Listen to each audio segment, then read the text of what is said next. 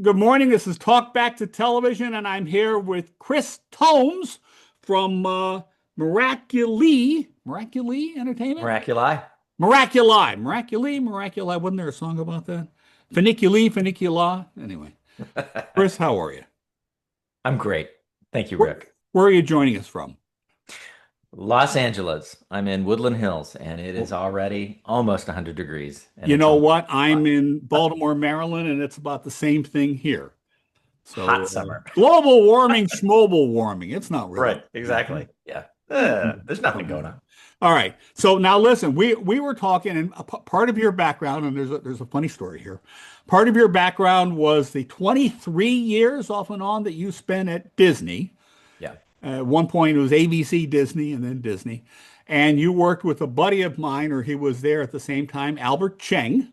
Yes, indeed. And okay, my favorite story about Albert Cheng is there was something called Project Yoda, and I just remember begging to him that I could be, Obi-Wan, and he no, he didn't let me. He said no. You okay? So you all guys all had great names for your projects, right? He did. Yeah, always. Always something to do with either Disney or Star Wars or something like that. Okay, and if I remember correctly, that wasn't a real big group. No. There was just, we could all fit, It, we could fit all of you in the lunchroom. Actually, it a was yeah, very it was a small small team. lunchroom.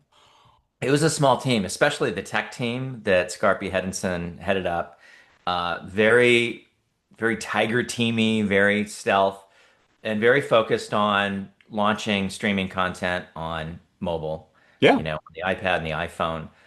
And Albert worked very closely with Ann Sweeney on making that happen. And it was a big deal when they did it. They really, took the first place that you could watch all of our ABC shows on digital.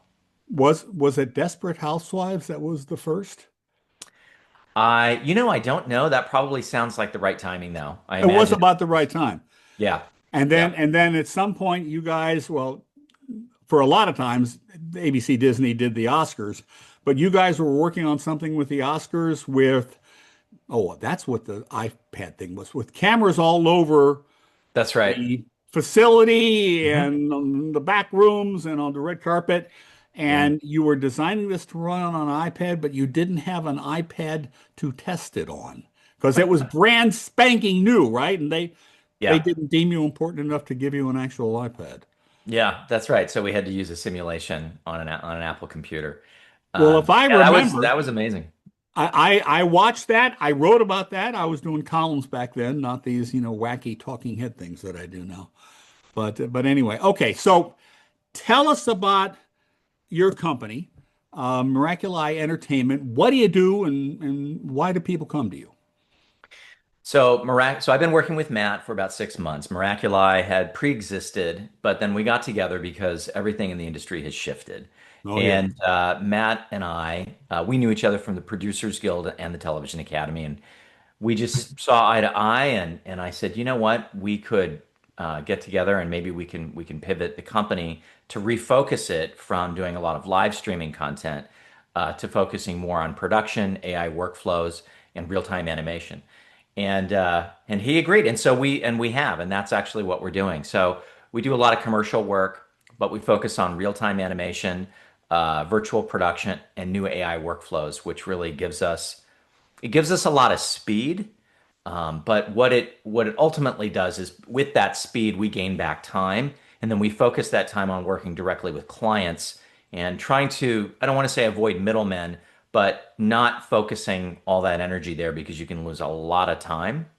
So we actually are able to give the client themselves real-time feedback and information and images using AI or production workflows like Unreal Engine, where we could like go through and look at MDX lighting before we even light a stage. Right. So this pre-viz, really fast way of doing things, it gives us time with the client. It gives us time to listen. And that's a big deal because we really pride ourselves on storytelling, which is our kind of superpower. Both of us come from different places and bringing together his technical expertise and my creative direction and storytelling expertise, we're able to really dial it in for clients in a way that they normally have to just deal with lots of middlemen and agencies. I had a friend who helped me create using something. It might have been ChatGPT. It might have been deeper than that. A virtual me. And we thought that we'd have fun if I was sort of interviewing somebody as me. And then we discovered that the ChatGPT version of me did not have a sense of humor at all. And there Oh, that's just not good. wasn't anything you could do to give it a sense of humor that worked Yeah. with the kind of, insider crap that I deal with. Oh man, getting jokes out of ChatGPT or any of those systems is really tough. They don't really understand the setup and the payoff because, comedy is so close to tragedy, and it just that's a subtle, very, very human kind of experience. So we Wow. actually did use it for some animation that we did a couple of months ago that we put out on blockchain. And it was, we would ask it to give us, to riff and give us a couple of jokes because we was kind of like a talk show, like a late night thing. And they were honestly, really all I did was just give us subject matter. All the jokes had to come from Yeah. experience. Yeah. Okay. Now, what is real-time animation? So real-time animation is motion capture in any form. It could be on a webcam, it could be a full Oh, suit body capture, and it allows us to use 3D models or 2D models to create the animation instantly. And it'll automatically do lip flap animation as well. So then we can focus on performance, which is really where I think the nuance and the capability of this comes from. So if you're going to do a little monster that's going to be charming and make you laugh, it's got to come from a performer. And we actually work with a lot of the Henson performers that do the Muppets or the puppets that the company does for a variety right. of IP. Now, And it's great. that is not the same as stop action animation. Stop action No. animation is where you have a doll and you move it this way and it goes like this, and you move it this way and it goes like that. Yeah, absolutely. Although we were asked to do some tests for a company where we made what we did look like old Rankin Bass Yep. stop motion Yep. animation, Yep. and so we did some frame removal, and we were able to do it live, which was shocking because you know how long that can take. Stop motion. Oh my goodness. Okay, so now there's a new commercial that launched. We're recording this on the 13th. I think it launched yesterday for McDonald's. They've brought back McDonald Land with the purple guy and the Hamburglar and all Mayor that stuff. McCheese and all of Yeah, them. yeah, yeah. And they are using something that for the world reminds me of the introduction to the old Pee Wee Herman show.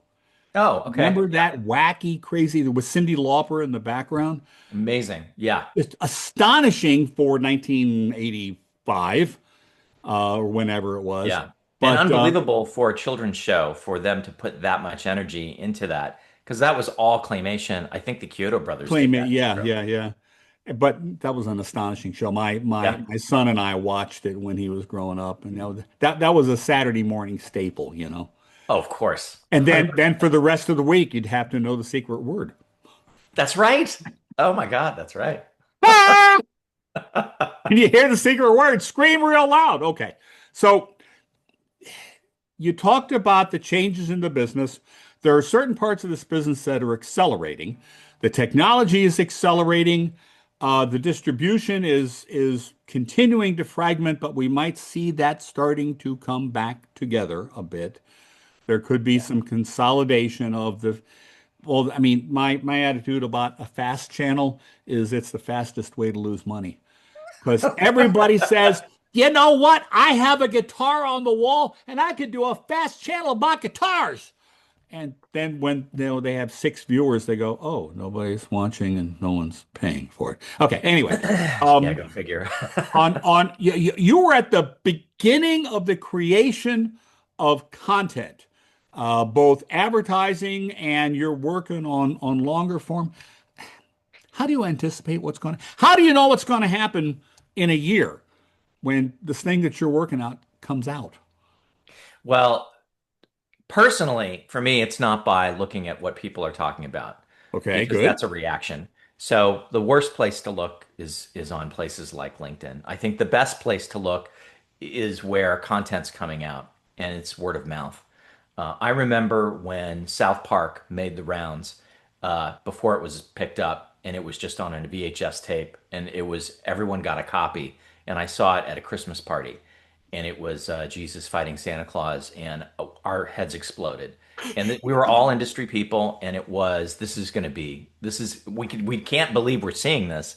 This is going to be big, and I think likewise, whether it's children's animation programming or it's a great filmmaker that did a short, I think that stuff bubbles up through the community first. Hmm. And so, and likewise, I think business models as well. Because if you see something trending or tracking and it just feels like, oh, they've got it dialed in. This is great entertainment. You can feel it. Yep. And it comes through conversation. And I think likewise, even from business models and, trying to see, well, what's going to happen with, TikTok. And there's a signal to noise ratio, which really, I think optimizing it by turning down the noise of all of the platform postings and all that, where everyone's trying to look great.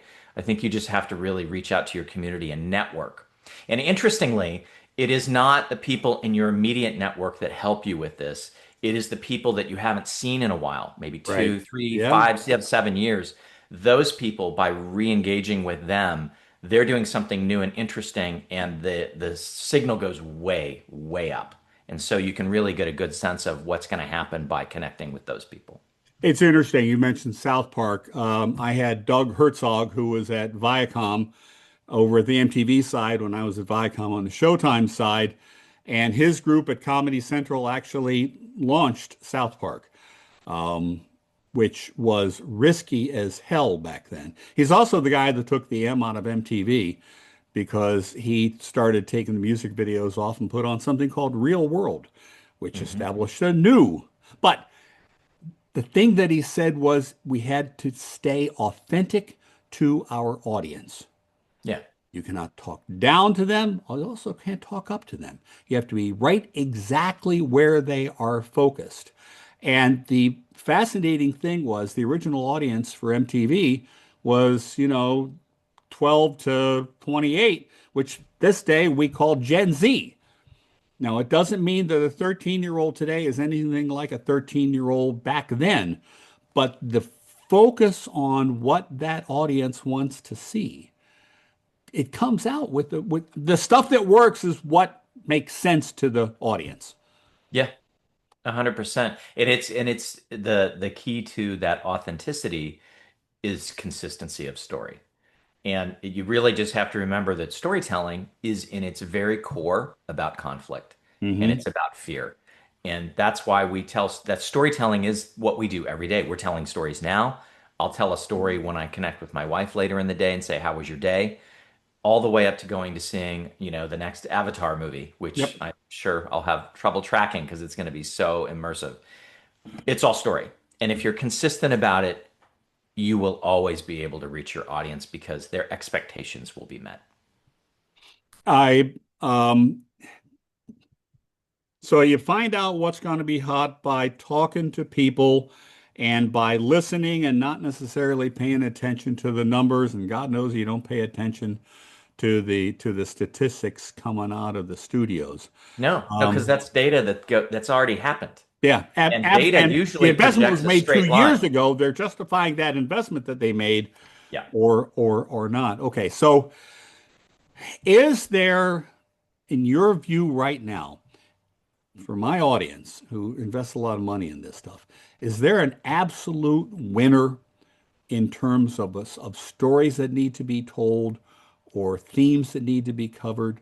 Is there something that is just ringing absolutely true to you that if somebody came, you would say, I got to do that one? Yeah. What? It's YouTube. YouTube is going to be the winner. Um, it's not commoditized advertising on Instagram. I mean, my wife, she uses Instagram constantly for her business, and it's all ads now. Yeah. Um, and it used to be pictures, and so that just is that's chasing. Uh, TikTok is chasing, and it's also too short to really. I think it's advertising. YouTube is television. It is where TV is going. It's where film is being put out now. I mean, you can watch full movies, and there's even companies that are releasing directly to YouTube. Yep. It's the biggest music platform. It isn't just creator content anymore. It's Right. super long form. And I think long form is starting to. I talked to somebody yesterday in business development, and they said their company is literally helping optimize long form content for the studios now. And they're looking at it as, oh, wow, this is where we put everything. So you can still find stuff on streamers, but YouTube is the way to go. And the formats, you can look at people like DeHarmon, who's blowing up right now, doing scripted content. But does it look like Shogun? Does it look like the latest FX or HBO? No. They're shooting on a stage that's got 95 different sets. They're shooting around the clock, and it looks like stuff that we were doing in film school. Yeah, And it doesn't matter to the audience because the topics in the storytelling, they're little soap operas. they're right there. So micro dramas, whether they're vertical or horizontal, but right now I think YouTube is the place to put things. You can do it vertical, but if you do it in your own isolated application, you're missing the opportunity for the bigger ecosystem. So I encourage everyone to look at scripted and non-scripted, but on YouTube is the where to go. I like that. I just wish YouTube was a little bit smarter about helping people find stuff. I mean, nobody's doing that well, but I will tell you, my 8-year-old grandson can find anything he wants on YouTube. It is absolutely designed for him to follow his eye, follow his ear, and get there. His 38-year-old parents can't. Hmm. And I am completely lost. Now, that's because when you open up YouTube, there's one way to do it. And I do argue with people from, I'm sorry, the West Coast who tend not to be television people in the way that my crowd is television people. If YouTube was focused on the viewers, they would give me my way to navigate, which would be different than your way to navigate. That's right. Yeah. That's the trick. It's all the same stuff, right? Just how do I get there? I am happy if I used to have the analogy that I would step in against the trunk of an apple tree and everything I wanted would be hanging there on Hmm. branches. If there was a branch I particularly liked, I would look at all the stuff, all the apples on that branch. That's me, okay? My grandson just wants to go bang it, bang it, bang it, bang, and he just picks it up. It's just he's wired that way. Yeah. Yeah, I think YouTube has, it monetizes differently. Its algorithms are different than, of course, like a Netflix or a Yeah. Hulu streaming platform where you have a menu and it optimizes towards your profile and what it thinks you want. Although, you know, they also sneak in a bunch of stuff that I don't want to see. And then there's things that disappear. So I think ultimately everyone's trying to game it to push in stuff, even on music like Spotify. There's so many things in my playlist that that I don't need to discover anything. I just want, Yeah, so it's the you difference have your between favorites. You Pandora and want to, yeah, Spotify. Yeah. yeah, got it. All right, listen, we're out of time. I have a feeling we need to keep talking because you are one of the few people that I've talked to out on the left coast. Sorry, who sort of gets an objective view of where this stuff is going. You're not following the trends. You're No. not listening to, but obviously, if Warner comes in with a $6 million project, you're going to say, sure, when do you need it? But Right. right, but Of that doesn't course. mean that that's the one that you would recommend that Warner do. That's right. Okay, Yeah. that's I where the think difference is. intention for investment is different from what an audience actually Yeah, might be looking for. yeah. All right. Listen, Chris Thomes, thank you. I You're welcome. appreciate your time, and we'll talk again. Bye bye. Okay. Very good. Talk to you later.